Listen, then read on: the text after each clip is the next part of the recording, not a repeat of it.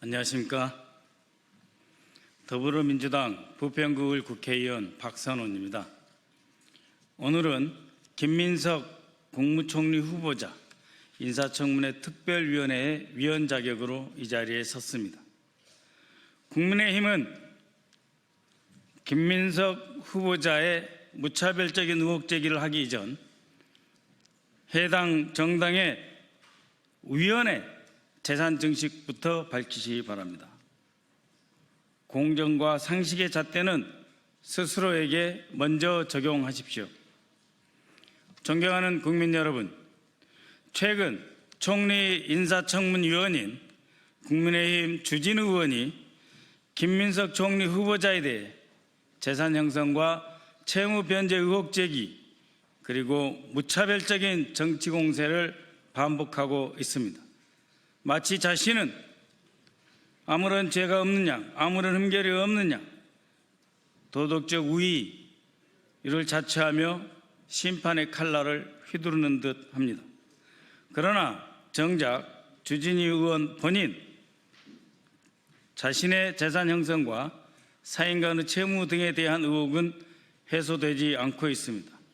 오늘 이 자리를 통해 몇 가지 점을 분명히 지적하고자 합니다. 2024년 4월 26일 기준 공직자 재산 신고상 주진우 의원 본인 재산은 엄청납니다. 본인과 가족 명의로 신고된 재산 액수가 무려 총 70여 원에 해당합니다.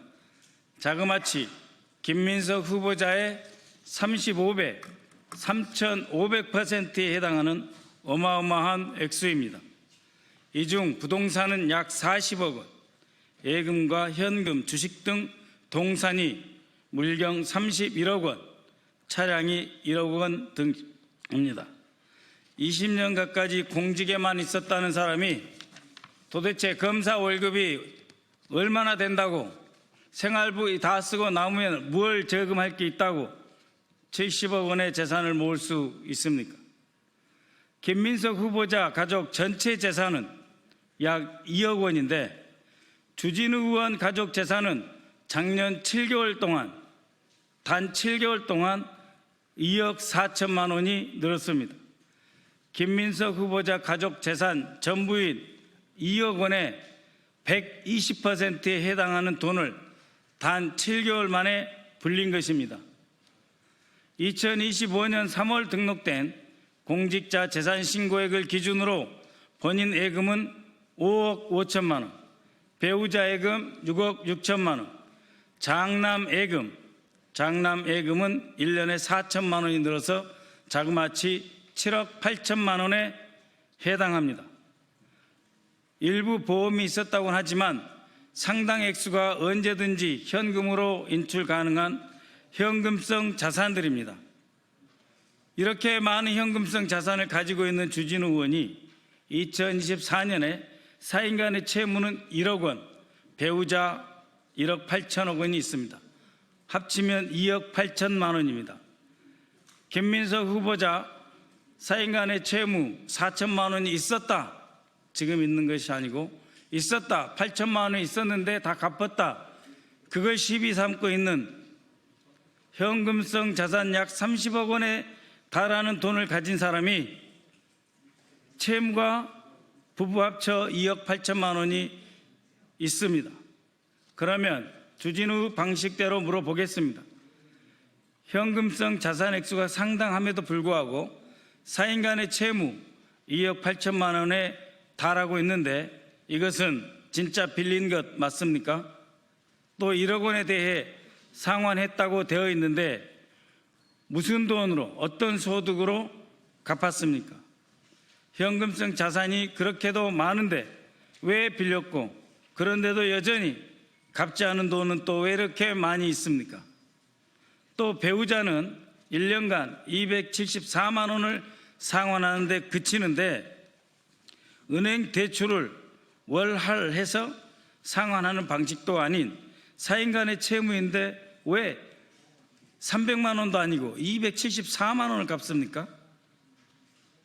위장 채무입니까? 진짜 채무 맞습니까? 주진우 의원과 가족들이 보유한 상가, 예금에 포함된 현금성 자산 등에 대한 상세한 재산 형성 경위를 알 수가 없습니다. 또 공직자로서 재산 신고는 되어 있다고 하나 그 출처에 대해서는 알 수가 없습니다. 혹시 정치권을 앞두고 그에게 후원금을 예금으로 돌려 보관하고 있는 것은 아닙니까? 이에 대해서 검찰은 인지사건으로 수사하지 않고 뭘 하고 있습니까? 서로 봐주기 하고 있습니까? 또 주진우 의원의 아들 2005년생으로 김민석 후보자의 아들과 같은 나이입니다. 2005년생 주진우 아들과 2005년생 김민석 후보자의 아들 같은 나이인데 벌써 주진우 의원의 아들은 7억 4천만 원에 달하는 예금을 가지고 있습니다. 예금 200만 원 신고한 김민석 후보자 아들보다 370배에 해당하는 돈입니다. 조부의 증여에 의해서 형성된 것 아닙니까? 정상적이라고 자신할 수 있습니까? 조부의 증여가 맞습니까? 주진우가 김민석 후보자에게 조롱하는 용어를 빌려 쓴다면 할아버지가 스폰서입니까? 김민석 후보자는 모든 재산 증식을 세무신고 등 합법적 절차에 따라 진행했으며 그 내역도 제출하고 있습니다. 차용증 사본도 언론을 통해 공개하고 있습니다. 그렇다면 주진우 의원도 본인의 재산 증식 과정과 사인 간의 채무 그리고 그 차용금에 대한 차용증을 국민 앞에 낱낱이 공개할 의사가 있습니까? 모든 것을 다 해봐야 김민석 의원 재산 2억입니다. 거기 어디에 부정부패가 있습니까?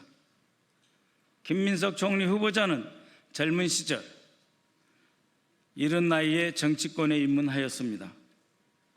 서울대 총학생회장 출신으로 386 세대의 대표 주자로서 주목을 받았고 30여 년 전인 2002년 민주당의 기대를 안고 서울시장 후보로 출마하여 화려한 정치적 조명을 받기도 했습니다.